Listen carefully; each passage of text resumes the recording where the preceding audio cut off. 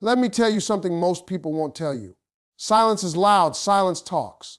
Silence exposes more than words ever could. Some of you listening to me right now, you're staring at your phone. You're checking notifications every few minutes. You're replaying conversations in your head at 2:100 in the morning, asking yourself one question over and over: why hasn't he reached out? And let me be real with you, you've been fed a lie. They told you silence means he doesn't care. They told you silence means it's over. They told you silence means you should just move on. But I'm here to tell you something different. Sometimes silence doesn't mean what you think it means. Sometimes silence means he's breaking. Sometimes silence means he's losing control. Sometimes silence means the truth he's been avoiding is getting heavier by the day. Because here's the part most people miss: a man can avoid you. He can ignore calls, block texts, or disappear for days. But he cannot avoid how you made him feel. And when that feeling catches up with him, he won't stay silent. He will reach out. He will break the quiet. And when he does, he won't just speak. He will admit everything. That's the power of your absence, your boundaries, and your strength. When you stop chasing, when you stop explaining, when you stop trying to fix him, you give silence a chance to work its magic. And today, I'm going to show you exactly why he can't stay quiet forever, why he'll reach out, and why when he does, the truth will finally come out. A man uses silence to feel in control until it stops working. Let me say this slowly, because this is where most people get confused. A man does not go silent because he suddenly became calm, healed, or indifferent. Silence is not peace for him. Silence is a strategy. It is something he uses when he feels his position slipping, when emotions start rising in him that he does not yet know how to handle.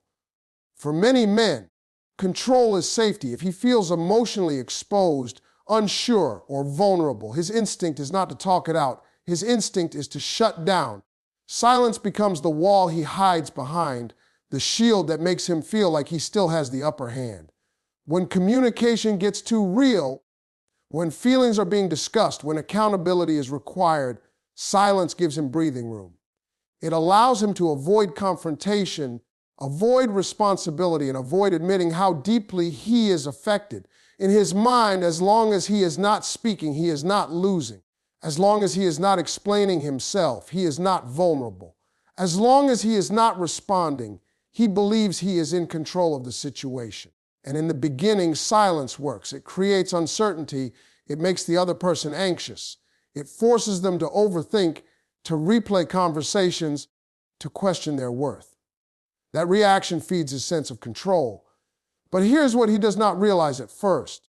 Control that depends on your reaction is not real control. It is borrowed power. And borrowed power always expires. At first, he expects you to reach out. He expects you to ask what went wrong.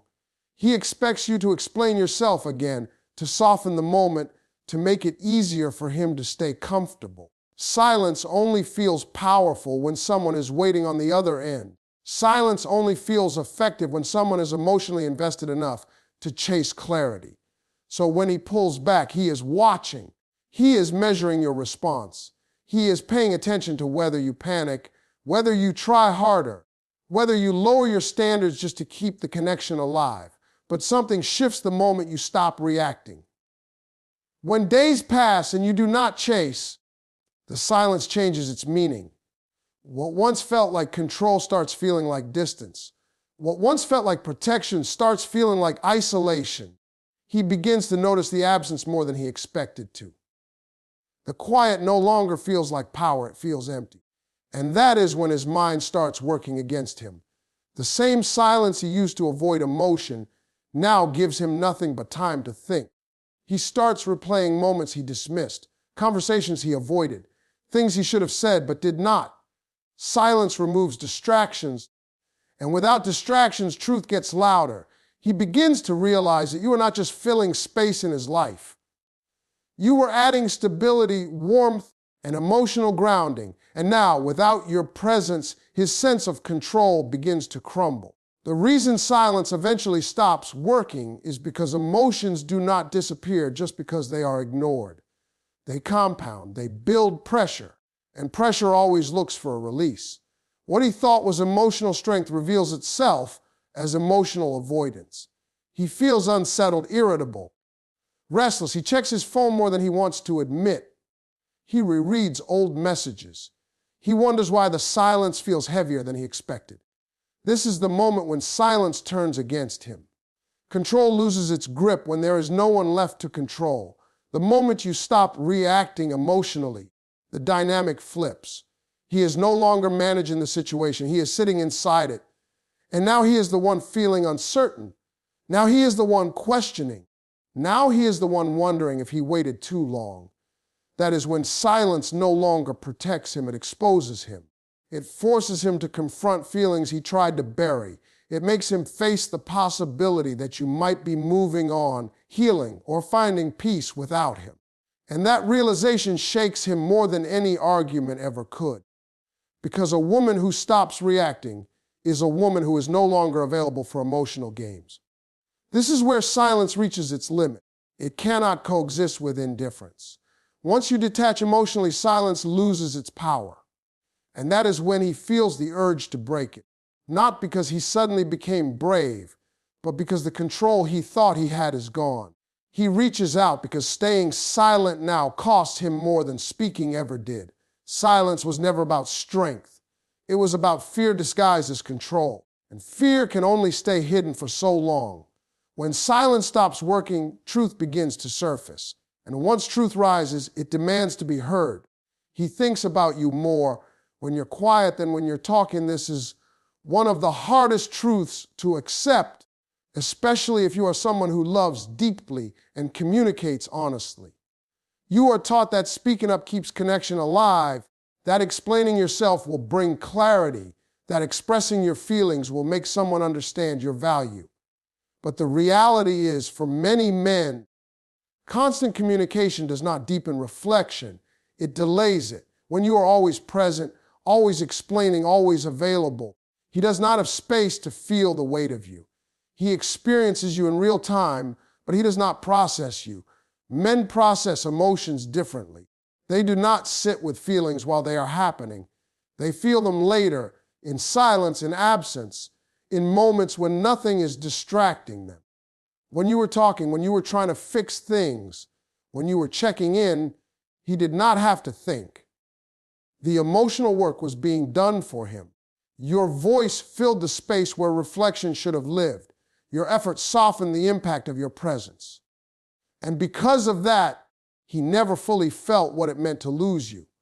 But when you go quiet, something changes inside his mind. Your absence creates a vacuum, and the human brain hates empty space. That silence forces him to fill the gap with memory, imagination, and emotion. Suddenly, moments he overlooked begin to replay.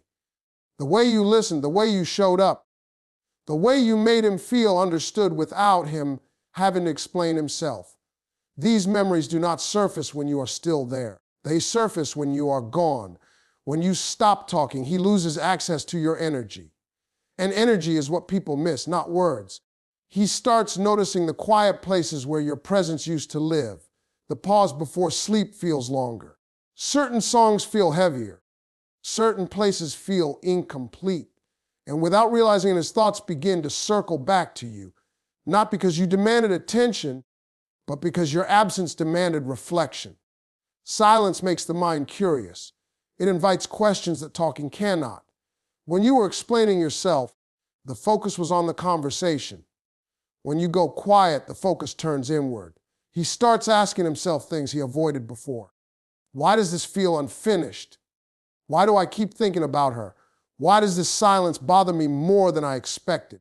These questions arise because there is no longer a voice guiding the narrative. The story is now playing in his head on repeat without interruption. There is also a psychological shift that happens when you stop reaching out. Your value becomes clearer. When something is always available, it feels unlimited. When it disappears, it feels precious. Your silence signals self-respect, not withdrawal. It communicates that you are no longer chasing understanding from someone who was not listening. And that subtle shift changes how he perceives you. You are no longer the one trying to be chosen. You become the one who chose peace. This is why silence often creates more emotional impact than words ever could. Words can be argued with, dismissed, or misunderstood. Silence cannot. Silence leaves room for interpretation, and the mind often fills that space with the deepest truths. He begins to realize that you are not just talking to be heard, you were offering connection. And now that the connection is gone, he feels the loss of it fully. Your quiet also removes emotional safety for him. When you were talking, he knew where he stood. Even if things were tense, there was still engagement. Silence removes certainty, and uncertainty makes people reflect. He wonders if you are moving on, if you are healing, if you no longer need him. The thought alone has more power than any argument. It forces him to confront the possibility of losing you, not emotionally, but permanently. What he thinks about in your absence is not just you, but what you represented in his life. Stability, understanding, familiarity, comfort. And when those things disappear without explanation, the mind searches for meaning. That search pulls his attention back to you again and again. Silence does not erase you from his thoughts. It places you at the center of them. And the longer the quiet lasts, the deeper the reflection becomes. Because while words may fade once spoken, absence lingers. And in that lingering space, he finally feels what your presence meant, not when you were talking, but when you stop. Guilt grows in silence, and men hate guilt. There is a feeling men try harder to avoid than sadness, confusion, or even heartbreak. Guilt forces reflection. Guilt removes excuses. Guilt exposes the gap between who a man believes he is and how he actually behaved. And silence is the environment where guilt grows the fastest. When everything is loud, when conversations are still happening, when distractions are present, guilt can be postponed. But when silence settles in, guilt has space to breathe. When communication stops, there is no longer anyone to blame, no argument to hide behind, no immediate reaction to soften the truth. Silence removes noise, and without noise, conscience gets louder. He starts remembering the moments where he could have shown up but chose comfort instead, the times he dismissed your concerns, the times he delayed honesty, the times he knew better but did less. These memories do not surface when someone is constantly reaching out. They surface when he is left alone with himself. Guilt grows because silence removes the ability to justify behavior in real time. When you were still talking, he could tell himself the situation was unclear, that things were complicated, that timing was off. But when you stop responding, those excuses begin to collapse. The absence of your voice becomes a mirror. And in that mirror, he sees his own role more clearly than he ever wanted to. He cannot rewrite the past when there is no one engaging in the present. Men hate guilt because it attacks pride. Pride allows a man to believe he is in control, that his choices were reasonable, that his actions were necessary. Guilt challenges that story. It whispers that he might have mishandled something valuable. It suggests that he may have taken your presence for granted. And nothing unsettles a man more than the realization that he was careless with something rare. Silence also removes emotional reassurance. When you were still there, even if things were tense, your presence offered him comfort.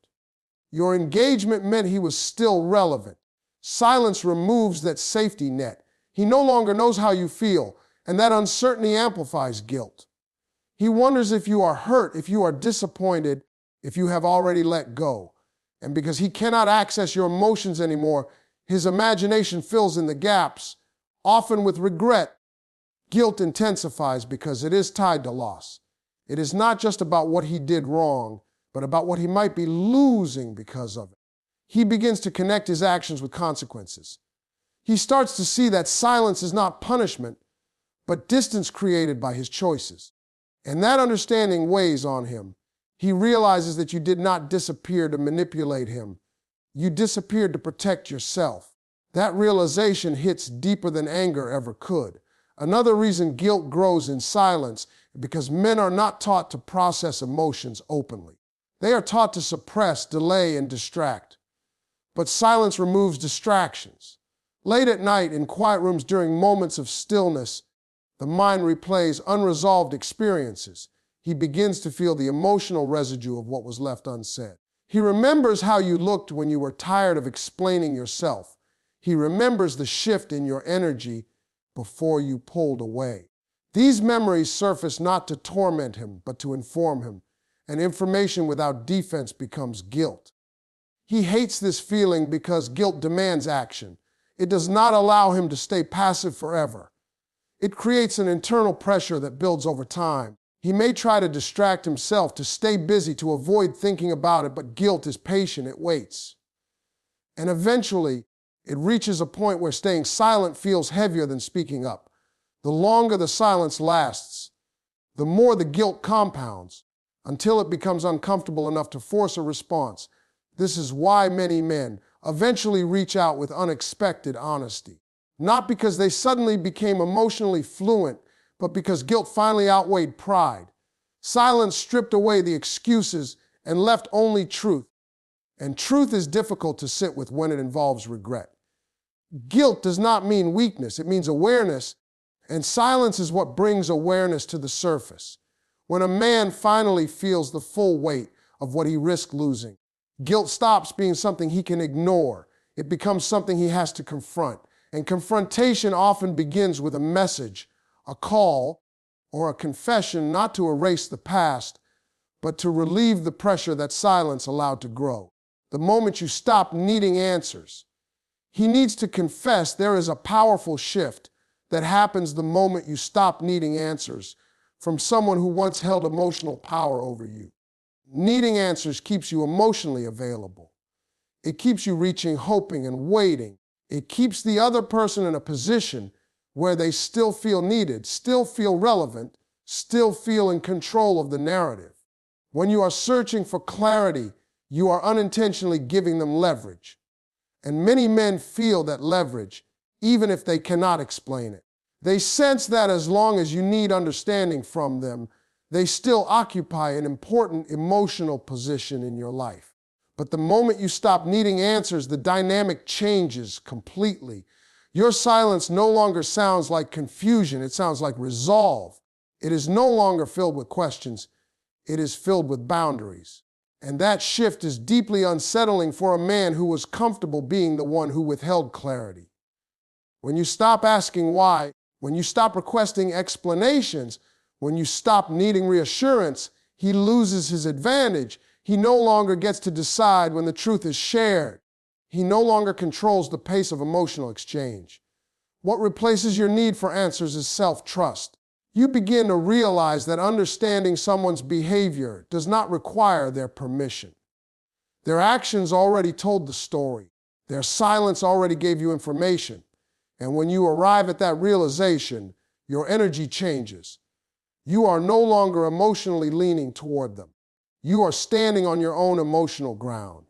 And that independence is impossible to ignore. Men often confess not when they feel powerful, but when they feel the risk of irrelevance. When you stop needing answers, he senses that you may be emotionally closing a chapter without him. That possibility creates urgency. He begins to feel that if he does not speak now, he may lose the chance to be heard at all. And nothing pushes truth to the surface faster than the fear of being left behind emotionally. Your emotional detachment sends a clear message without saying a word. It tells him that you are no longer waiting for clarity to move forward.